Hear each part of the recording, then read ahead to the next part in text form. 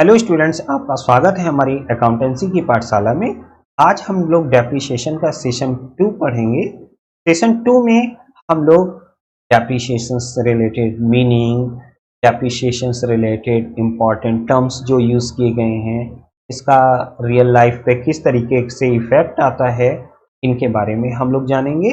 और सेशन 3 में हम लोग जो है case study, assertion and reason related और कुछ मल्टीपल चॉइस क्वेश्चंस को हम लोग करेंगे। हम लोग शुरू करते हैं meaning of depreciations. Depreciations mean decline in the value of fixed asset due to use, passes of time and obsolescence. Students, हम किसी भी असेट्स को रेगुलर यूज करते हैं तो इसके कारण जो है उसकी असेट्स की वैल्यू जो है डे बाय डे कम होती जाती है। एक एग्जांपल लेते हैं डेप्रिसिएशन को समझने के लिए। हमने एक कार परचेज की 2 ईयर बिफोर। जब हमने 2 साल पहले एक कार खरीदी थी, उसकी कॉस्ट थी 10 लाख रुपी, और आज हम उसको सेल करने के लिए जाते हैं, उसके हमें पूरे 10 लाख रुपी नहीं मिलते हैं, हमें 6 लाख और 7 लाख रुपी मिलते हैं।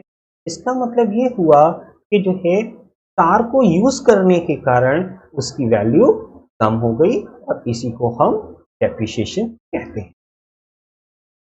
आर.एन. कार्टर सर ने कहा है, depreciation is a gradual and permanent decrease in the value of assets from any cause. कोई भी रीजन हो सकता है, depreciation gradual and permanent decrease है, ये लगातार जो है डिक्रीज होती है in the value of assets, किसी की असेट्स, फिक्स असेट्स की कीमत में। जब हम किसी भी फिक्स असेट्स को रेगुलरली यूज करते हैं तो उसकी कीमत डे बाय डे कम होती जाती है। अब हम लोग डिस्कस करेंगे नेक्स्ट पॉइंट में features of depreciation. First features है depreciation is decline in the book value of fix asset.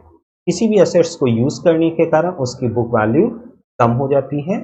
Depreciation include loss of value of asset due to passes of time, users and और obsolescence. जब हम किसी assets को use करते हैं तो उसकी वैल्यू समय के बीतने के कारण या नई टेक्निक आने के कारण जो है पुरानी टेक्निक जो है वेस्ट हो जाती है या उसकी कीमत कम हो जाती है, ये डेप्रिसिएशन है। Depreciation is continuing process till the end of useful life of assets. Depreciation तब तक चलता रहता है जब तक असेट्स की कीमत बिल्कुल खत्म नहीं हो जाती है। Depreciation is an expired cost, hence must be deducted before calculating taxable profit. Depreciations जो है में से हम लोग टैक्स को माइनस कर देते हैं। अपने जो प्रॉफिट्स हैं,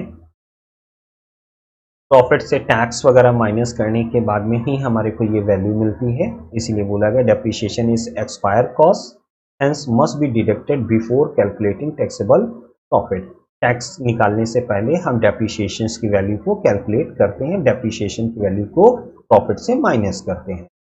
depreciation is a non cash expenses. Depreciation fix asset से हो रहा है, इसलिए इसको नॉन कैश एक्सपेंसेस कैटेगरी में रखते हैं। Depreciation is a process of writing of capital expenditure already incurred. ये एक तरीके का कैपिटल एक्सपेंडिचर है, क्योंकि एक्सपेंडिचर दो तरीके के होते हैं, एक कैपिटल एक्सपेंडिचर होता है, दूसरा revenue expenditure. Capital expenditures mainly fix assets में पाया जाता है, और रेवेन्यू एक्सपेंडिचर जिस चीज से हम बिजनेस कर रहे होते हैं, जिस आइटम में हम बिजनेस कर रहे हैं उससे जो खर्च होते हैं वो रेवेन्यू एक्सपेंडिचर्स हैं। तो इसलिए डेप्रिसिएशन जो है राइटिंग ऑफ कैपिटल एक्सपेंडिचर, जो ये कैपिटल एक्सपेंडिचर का पार्ट है। नेक्स्ट, कॉजेस क्या है डेप्रिसिएशंस के? Various causes of depreciation split out as part of the definitions of depreciation in accounting standard 6 are as follow. Depreciation का accounting standard 6 क्या कहता है?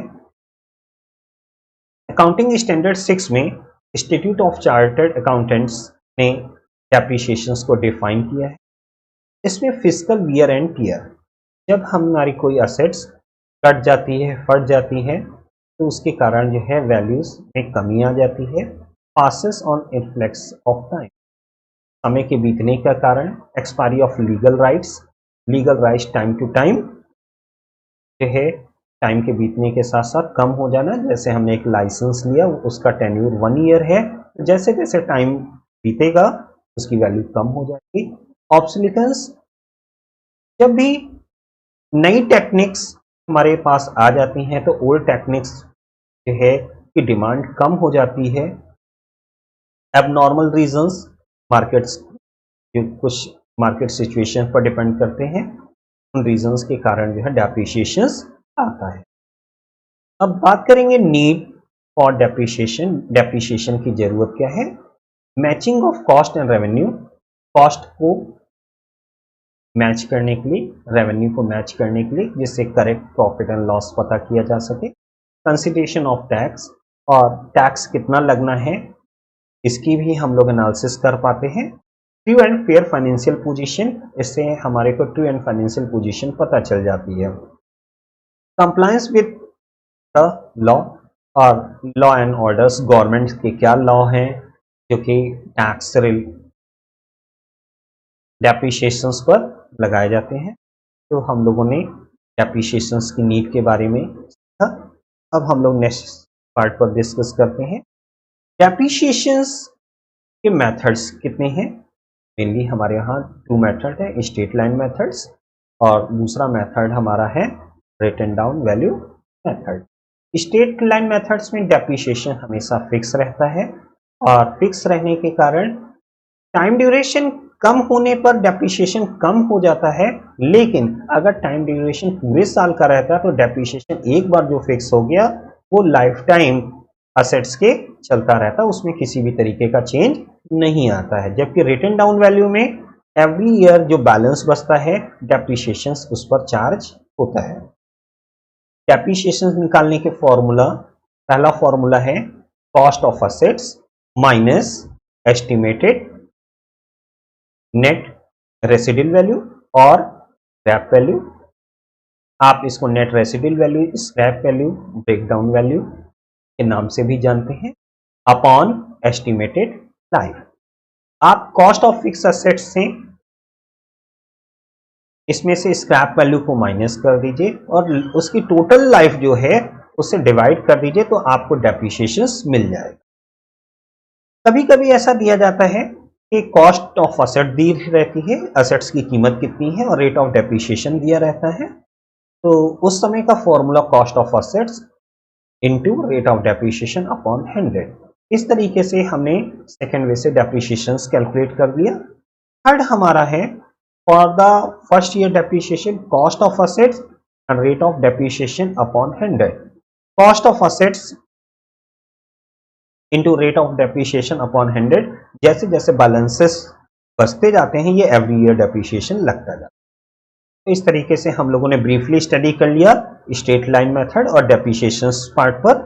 अब हम लोग जो है इसमें कुछ इंपॉर्टेंट टर्म्स जो हैं जो कि बहुत ज़्यादा यूज किए जाते हैं और हम लोग उसके बारे में अच्छे से पढ़ते हैं। सबसे पहला वर्ड है डिप्लीशन। स्टूडेंट्स, किसी भी असेट्स, वेस्टिंग असेट्स को जो है हम यूज करते हैं और उसके कारण वेस्टिंग असेट्स को यूज करने के कारण उसकी वैल्यू जो है एक टाइम के बाद में खत्म हो जाती है, तो इसको हम डिप्लीशन के नाम से जानते हैं। जैसे कि माइंस, ऑयल वेल्स एक्सेट्रा हैं, ये माइंस एंड ऑयल वेल्स हैं। यहाँ से टाइम टू टाइम जो है आपकी बहुत सारी ऐसी एक्टिविटीज होती हैं जिससे कि जो है चीज़ों को निकालते रहते हैं और एक समय के बाद में एक टाइम ऐसा आता है कि उस माइन में कुछ भी नहीं बचता है या बहुत कम बचता है, तो इस एक्टिविटी को हम डिप्लीशंस के नाम से जानते हैं। क्वेश्चंस में अक्सर amortizations वर्ड यूज किया जाता है। The terms amortizations refer to writing off the value of intangible asset. जब भी कभी हम इंटेंजिबल एसेट्स का जिक्र करते हैं तो उस समय हम amortizations वर्ड को यूज करते हैं और इसका वर्ड जो है राइटिंग ऑफ के लिए होता है। जैसे पेटेंट है, कॉपीराइट है, ट्रेडमार्क है, गुडविल है, इनकी भी वैल्यू एवरी ईयर कम होती जाती है और इनके लिए जो है अमोर्टाइजेशन वर्ड को हम यूज करते हैं। बात करेंगे ऑब्सोलिकेंस, decline in the value of assets or product about introductions of new technology or by change in demand। जब हम किसी नई टेक्नोलॉजी को यूज करते हैं तो ओल्ड टेक्नोलॉजी जो है कि डिमांड में कमी आ जाती है। फॉर एग्जांपल, आपके mobile phones day by day नई नई टेक्निक्स के साथ नई नई जो है फोन मार्केट्स में लॉन्च होते हैं, तो ओल्ड प्रोडक्ट जो हैं उनके प्राइसेस में कमी आ जाती है, तो इसको हम ऑब्सोलिकेंस के नाम से जानते हैं। जब हम लोग स्ट्रेट लाइन मेथड से क्वेश्चन सॉल्व कर रहे होते हैं, वहां पर स्क्रैप वैल्यू वर्ड आ जाता है। स्क्रैप वैल्यू का मीन्स है it is the estimated cell value of the asset at the end of its useful life. जब हमारे असेट्स की यूजफुल लाइफ खत्म हो जाती है तो हम लोग जो है स्क्रैप वैल्यू वर्ड यूज करते हैं। Scrap value is a worth of physical asset individual component when the assets itself is deem और नो लॉन्गर यूजेबल। जब ये हमें पता चलता है कि ये असेट्स अब लंबे समय तक जो है यूज नहीं होगी और उसकी वैल्यू जो है बिल्कुल ना के बराबर हो गई, तो इस चीज को हम स्क्रैप वैल्यू के नाम से जानते हैं। लास्ट वर्ड हम देख रहे हैं book value. Book value is a written down value of asset. In other words, it is that part of original cost of the asset which has not been depreciated so far.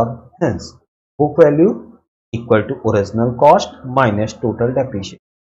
ये हमारी original cost है, उससे depreciation जब हम minus कर देते हैं तो फाइनली जो वैल्यू मिलती है वो हमारी बुक वैल्यू होती है। आज की क्लास में हम लोग इतना ही करेंगे। डेप्रिसिएशन से रिलेटेड टर्म्स हम लोगों ने अच्छे से स्टडी कर लिया है। अब हम लोग नेक्स्ट क्लास में स्टार्ट करेंगे multiple choice question, case study related problem और रीजन एंड असर्टेशंस रिलेटेड प्रॉब्लम्स को हम लोग जो है नेक्स्ट सेशन 3 में स्टार्ट करेंगे। आपको हमारी वीडियो अच्छी लगी है तो इसको लाइक और सब्सक्राइब करना मत भूलिएगा। Thank you class.